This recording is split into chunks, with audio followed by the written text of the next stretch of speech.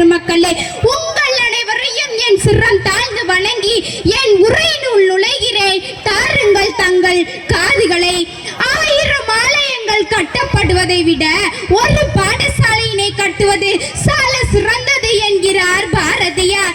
மனிதன் உயிர் வாழ்வதற்கு நீர் உணவு எவ்வளவு அவசியமோ அதே போன்று நம் அறிவை வளர்ப்பதற்கு சரியது தவறது என்பதை புரிந்து கொள்ள கல்வியும் அவசியமாகும். கேடில் விழுச்செல்வம் கல்வி ஒருவருக்கு மாடல்ல மற்றவர என்கிறார் பொய்யாமொழி புலவர்.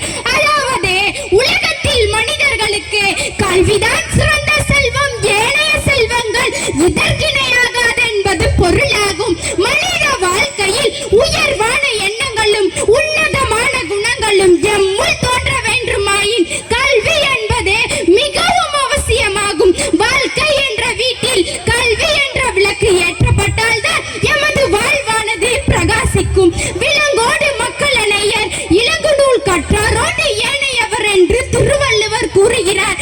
கல்விதான் ஒரு மனிதனது அறிவு கண்களை திறக்கிறது, பகுத்தறிவை உருவாக்கிறது. கற்றாருக்கு சென்ற இடமெல்லாம் சிறப்பு என்கிறார் ஔவையார். அதாவது ஒரு நாட்டின் அரசனுக்கு அந்நாட்டில் மட்டுமே சிறப்பு, ஆனால் கல்வி கற்றவனுக்கு சென்ற இடமெல்லாம் சிறப்பு. நாம் பெற்றுக்கொள்கின்ற பயன் எமக்கு மட்டும் பயன்படுவதாக இருக்கக்கூடாது. அந்த கல்வி இந்த சமூகத்திற்கும் நாட்டிற்கும் பயன்படும் வகையில் நாம் சேவையாற்ற வேண்டும். இதனை தான் திருவள்ளுவர் கற்க கசடர கற்றவை கற்றபின் நிற்கதற்கு தகை என்று வலியுறுத்துகிறார். கல்வியால் தாழ்ந்தவர்கள் என்று கூறும் அளவிற்கு எவரும் இல்லை, ஆனால் கல்வியால் உயர்ந்தவர்கள் என்று பலரை குறிப்பிடலாம். நமது இந்தியாவின் முன்னாள் குடியரசுத் தலைவரான டாக்டர் APJ அப்துல் கலாம், அம்பேத்கர், கல்பனா சாவ்லா போன்ற பல சாதனை மனிதர்களை காண முடிகிறது. தற்போது திருவண்ணாமலை மாவட்டத்தைச் சேர்ந்த 23 வயதான ஸ்ரீமதி என்ற பெண் 23 வயதான ஸ்ரீமதி என்ற பெண் தமிழ்நாட்டின் முதல் பழங்குடியின பெண் நீதிபதி என்ற சிறப்பை பெற்ற இவர் கடுமையான சூழ்நிலையிலும் கல்வி கற்றதால் மட்டுமே இத்தகைய சிறப்பு நிலையை அடைய முடிந்தது.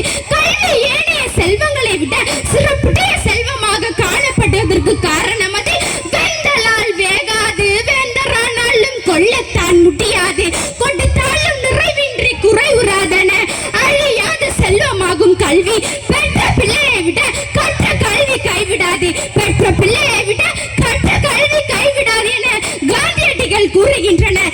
எனவே அழியா சிறப்புடைய கல்வியின் சிறப்பை நாம் அனைவரும் உணர வேண்டும். படிப்பு என்பது பள்ளிக்கு சென்று நல்ல மதிப்பெண் மட்டும் பெறுவதல்ல, நம் அறிவை மேம்படுத்துவதுதான் கல்வி. நம் நாட்டில் இருக்கும் பல தலைவர்கள் கல்வி கற்றதால் மட்டுமே வாழ்வில் முன்னேற்றம் அடைந்துள்ளனர். எனவே நாமும் கல்வி கற்போம்.